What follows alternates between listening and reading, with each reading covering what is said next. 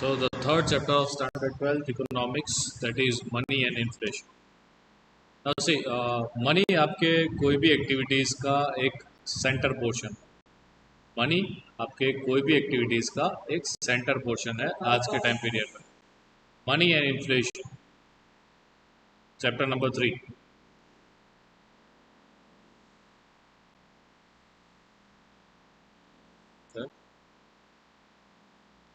Money is at the center of all economic activities, and to satisfy the needs, individual requires money to buy goods and services.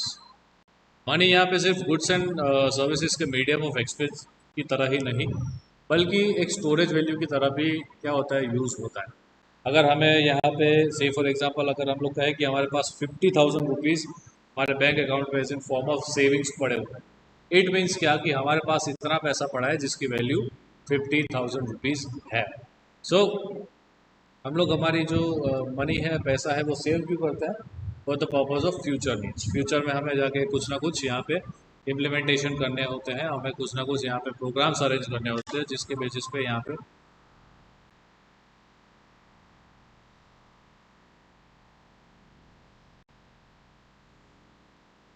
Satisfy all wants by one's own produce. ठीक है, हमारी wants बहुत ही unlimited होती है. हमें कभी mobile चाहिए, हमें कभी फ्रिज चाहिए, हमें कभी एसी चाहिए, हमें कभी टीवी चाहिए, हमें कभी बैटरीज चाहिए, हमें कभी यहाँ पे आप कह सकते हो कि अच्छे खासे कपड़े पहनने के लिए चाहिए, कभी हमें गाड़ी चाहिए. तो हम लोग हर एक चीज़ अपने आप तरीके से नहीं सेटिस्फाई करते. तो हम क्या करते हैं, हम लोग उसे दूसरों के पास से खरीदते हैं. तो दूसरों के पास से खरीदना, इट मीन्स हमें एक्सचेंज में क्या देना पड़ेगा? पैसा देना पड़ेगा. सो इन सब चीज़ों के लिए, गुड्स एंड सर्विसेज के लिए हम लोग क्या करते हैं? हम लोग पैसे देते हैं. आप अगर एजुकेशन की बात करें तो एजुकेशन हम लोग खुद के तरीके से नहीं गेन कर सकते, हमें टीचर्स की रिक्वायरमेंट रहती है. तो दैट हम लोग क्या पे करते हैं? फीस पे करते हैं. सो इस तरीके से एंशियंट टाइम से लेके आज तक हमारे जो सिस्टम है उसमें सिस्टम ऑफ एक्सचेंज चलती रही है, और हम लोग हमारी जो वांट्स थी उसे सेटिस्फाई करने के लिए बार्टर सिस्टम को फॉलो करते थे. क्या फॉलो करते थे? बार्टर सिस्टम को फॉलो करते थे. तो लेट्स बिगिन कि व्हाट इज बार्टर सिस्टम. जानते हैं बार्टर सिस्टम क्या होता है? तो barter system is a system of exchange where goods and services are directly exchanged for other goods and services without using medium of exchange such as money. Barter system में क्या होता है? समझ लो कि मैं हूँ और आप हैं.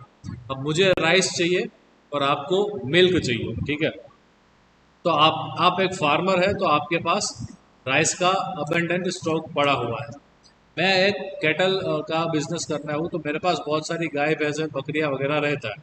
तो आपको दूध चाहिए और मेरे को राइस चाहिए, तो मैं आपके पास जाऊंगा और आपको कहूँगा कि भाई आप मुझे राइस दे दीजिए 2 किलो, उसके बदले में आपको 1 लीटर दूध में दूंगा. ठीक है, तो वो बंदा एग्री करता है कि भाई उसे भी दूध की रिक्वायरमेंट है और मुझे भी राइस की रिक्वायरमेंट है. तो let's exchange goods for exchange of goods. Okay, अब इसके आगे बार्टर सिस्टम में देर आर सर्टेन लिमिटेशंस. तो लिमिटेशंस क्या है कि शुरुआत के दिनों में इंडिविजुअली क्या करते थे? सिंपल विलेज में रहते थे, एंड उनकी जो नीड्स थी वो भी लिमिटेड होती थी, तो वो इजीली क्या हो जाती थी? एग्रीकल्चर की तरफ से एक्सचेंज हो जाती थी.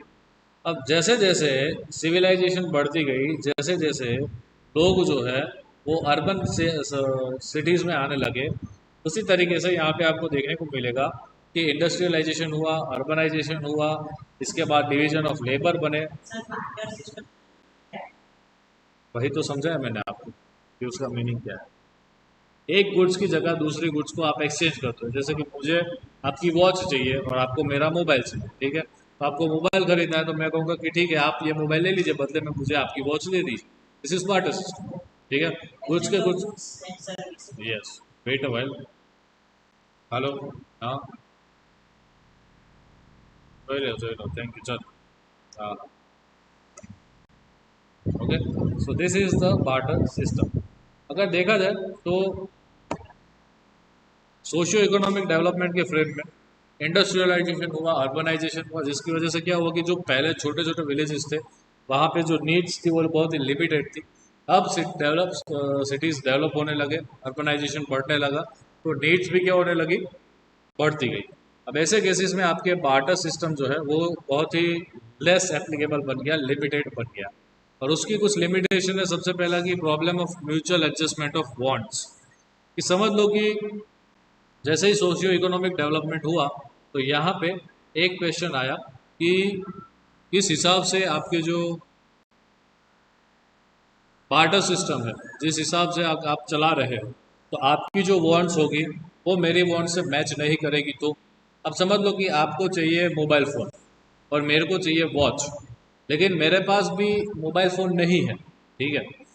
मेरे को मोबाइल फ़ोन चाहिए, आपको चाहिए वॉच, मेरे पास मोबाइल फ़ोन नहीं है, तो मैं आपके पास जाऊंगा कि भाई मेरे पास वॉच है, आप इसे ले लीजिए, राइट। आप इसकी जगह पे मुझे अपना मोबाइल दे दीजिए। तो आप कहेंगे कि ठीक है मैं वॉच तो ले लूँ, बट एक्सचेंज में मेरे पास आप मोबाइल फ़ोन नहीं है, मैं उसकी जगह आपको से फॉर एग्जांपल लैपटॉप दे सकता हूँ, राइट। तो इन दैट केस दोनों के बीच की जो एडजस्टमेंट है, म्यूचुअल एडजस्टमेंट, वो सेटिस्फाई नहीं होगी कि आपको तो आपकी घड़ी मिल जाएगी, बट मुझे जो मोबाइल चाहिए था वो मुझे मोबाइल नहीं मिलेगा।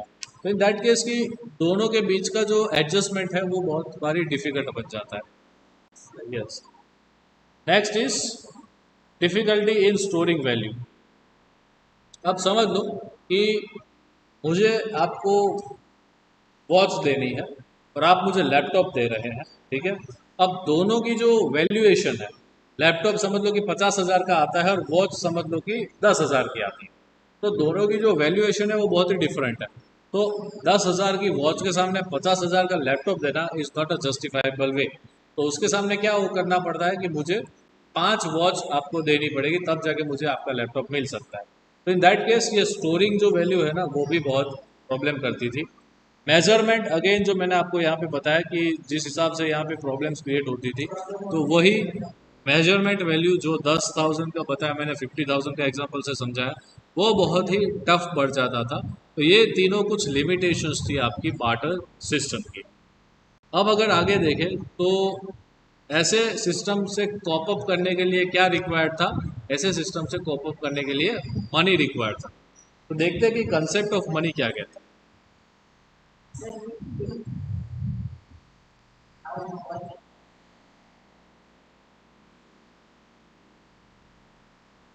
Introduction of universally acceptable mediums होते हैं, तो ऐसे केसेस में मीडियम ऑफ एक्सचेंज को क्यों ना हम लोग बार्टर सिस्टम से क्या करें, कन्वर्ट कर लें, ठीक है। तो आपको देखने को मिलेगा कि एग्रीकल्चर सेक्टर जो कि इंडिया की इकोनॉमी का सबसे बड़ा सेक्टर है, वहाँ पे बार्टर सिस्टम का अभी भी थोड़ा बहुत यूज़ होता था कि क्रॉप्स के बदले यहाँ पे एनिमल्स दिए जाते थे, या तो एनिमल्स के बदले यहाँ पे क्रॉप्स दिए जाते थे। तो ये सब चीज़ों जो थी वो डिफ़िकल्टीज बहुत क्रिएट कर रही थी, क्योंकि क्रॉप के बदले में एनिमल्स देना इज़ नॉट एडवाइजेबल थिंग। क्योंकि एक एनिमल, अगर समझ लो कि एक गाय आपको मिलती है और अगर आप उसके सामने 200 किलो वीट ले रहे हो, तो 200 किलो वीट तो आपको कल जाके ख़त्म हो जाएंगे, लेकिन जो गाय आपने दी है, जो काव आपने दी है, उस काव का मिल्क प्रोड्यूस करके वो बंदा तो पूरी लाइफ टाइम यहाँ पे क्या करने वाला है, इनकम जनरेट करने वाला है। तो इन दैट केस इस टाइप का जो ट्रेड है वो एडवाइजेबल नहीं है। तो ऐसे में आपका कंसेप्ट आया कि जैसे ही डेमोक्रेसी बढ़ती गई, जैसे इंडस्ट्रियलाइजेशन होता गया, concept of money comes into the picture. And money जो था उसे as an form of medium of exchange यहाँ पे यूटिलाइज किया जाने लगा। And money also succeeded in overcoming the limitation of barter system of storage of value. यहाँ पे मनी को हम लोग मेजर करने लगे, मनी का मेजरमेंट होने लगा, जिससे आपको देखने को मिलता है कि आपका जो वैल्यूएशन है, आपकी जो लिमिटेशंस थी आपके बार्टर सिस्टम की, वो यहाँ पे खत्म हो गई, राइट। तो आगे देखते हैं कि व्हाट इज मनी, मनी का मीनिंग क्या होता है, right. So let's do this one thing कि इसे हम लोग meaning of money and functions of money next session में